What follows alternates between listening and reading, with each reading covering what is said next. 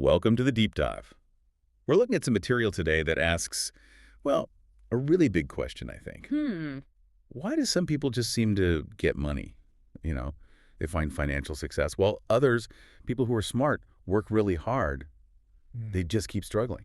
It's a real puzzle, isn't it? You see people, maybe same industry, same effort level, but just wildly different financial results. Right. And these sources we're diving into, they suggest the answer isn't necessarily the external stuff, like Oh, knowing the hottest stock or having the perfect business plan. It might be something much more internal. internal. Okay, that's interesting. So not just the economy or getting lucky, it's deeper, something subconscious maybe. Exactly. Yeah. The term these sources use is your financial blueprint. Financial blueprint. Okay.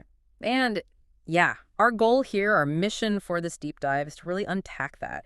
What is it? Where does it actually come from? How does it quietly, influence your results? And most importantly, can you change it? Are there practical things you can do? That's the key question. And the sources say yes. They offer some concrete ways to potentially reshape it. All right, let's get into it. So the main idea starting off is that if this subconscious blueprint thing isn't really set for success, then all the knowledge, all the effort, Yeah. it might not make a huge difference. That's the core argument. The author shares a personal story, someone who, seemed to have it all on paper, potential, read the books, went to the seminars, tried different businesses, But struggled. consistently struggled, yeah. They talk about having Loch Ness Monster disease when it came to profit. I heard of it, never saw it. Exactly. And the big light bulb moment came when they looked around and saw other people succeeding in the same businesses where they were failing. Ouch. That must have stung. It forced a realization. The problem wasn't the business model, it wasn't the market, it was internal, it was them.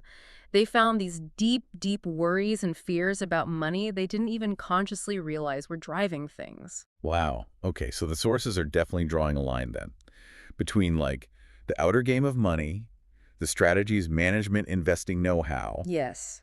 and something else, an inner game. Precisely. They really stress the importance of this inner game, and that includes things like your character, your fundamental ways of thinking, your core beliefs, your habits, even your confidence level, and maybe surprisingly, your sense of deserving wealth. Deservingness, huh? Yeah, the analogy they use is pretty vivid. A carpenter with tools. Okay. You give a carpenter the absolute best, most expensive tools, top of the line everything, but if the carpenter themselves isn't skilled, if they don't have that inner mastery, The tools don't matter much. You won't get a masterpiece. exactly, the tools are useless without a top-notch carpenter. That really paints a picture. It connects to that quote in the sources. It's not enough to be in the right place at the right time. You have to be the right person in the right place at the right time. Right. The right person. Yeah. So it boils down to who you are inside. Your thinking, your beliefs. That's what sets your ceiling for success. That's the argument. And they suggest this is a big reason why most people don't achieve, massive financial freedom. They haven't developed the internal The capacity. capacity to handle it. Like, handle the money itself and maybe the responsibilities that come with that. Exactly. The challenges, the decisions, it's a different level. We've all heard those stories, haven't we? Lottery winners, they get this huge windfall. Millions overnight. But then, statistically, so many end up right back where they started, or sometimes worse off. It's a classic example. The sources use a thermostat analogy. Their financial thermostat was set low, maybe for just getting by. So the money comes in. But the internal setting, the blueprint, hasn't changed. So subconsciously, they drift back to that familiar, comfortable financial level. Okay. Now, contrast that with, say, self-made millionaires who lose everything. They often bounce back, right? Right. Sometimes really fast. Yeah. Donald Trump is mentioned as an example. The idea is his financial thermostat is just set way higher, like for billions. So even if he lost it all and just had $1 million left, the sources say he'd feel broke because his internal standard is just different. While most people, Mm. their thermostat is set lower, maybe just enough to be comfortable or scrape by. Leading to that feeling of struggle or just never quite breaking through. That's the idea. Okay, this blueprint concept is really starting to take shape. Hmm. So if the results we see, the money, the house, the investments, if those are the fruits, Yeah. what are the roots creating them? Where does this invisible force come from? It comes back to this principle of manifestation, the idea that what's invisible, what's under the ground, creates what's visible above. The unseen creates the seen. Right, and there's a key wealth principle stated here. If you want to change the fruits, you first have to change the boots. If you want to change the visible, you must first change the invisible. It's like electricity, maybe. You can't see the electricity itself. But you definitely see its power. You see the lights turn on. You feel the heat. You wouldn't say it doesn't exist just because you can't see the electrons. Great analogy, exactly. And trying to only change the outer results, the fruits, without dealing with the roots, the invisible causes? Well, the sources say that's just setting yourself up for frustration. You're fighting against how things naturally work. So how does this relate to money specifically? They talk about 4 quadrants of existence: the physical, the mental, the emotional, and the spiritual. Okay. And the physical world, where we see our bank balance or lack thereof, is basically just a printout. It's a result, a reflection of what's going on in the other 3 realms: the mental, emotional, spiritual. So money or wealth or even things like health or weight, they're all just results, consequences. According to this view, yes, they are results. We live in a world of cause and effect. Which leads to a pretty stark conclusion they draw.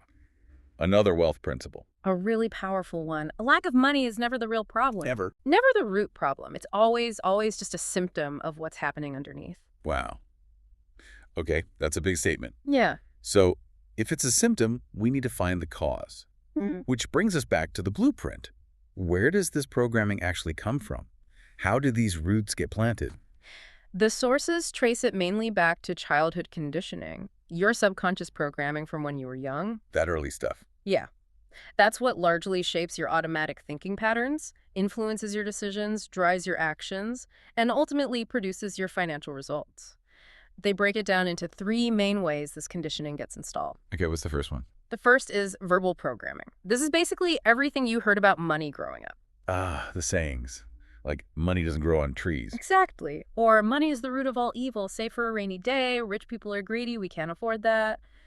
All those phrases. You hear them enough. And they sink in deeply. They become these automatic responses, these little tapes playing in your head whenever money comes up. So how do you deal with that if it's subconscious? The sources lay out a 4-step process. First is awareness.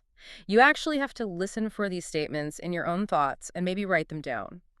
What did you hear growing up? Okay, become aware of the tapes. Second, understanding.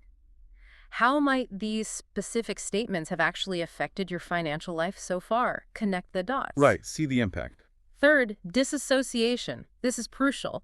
Realizing these are just things you learned, they aren't necessarily true, and they aren't inherently you. You can choose differently now. So detach from them. Realize they're not gospel truth. Exactly.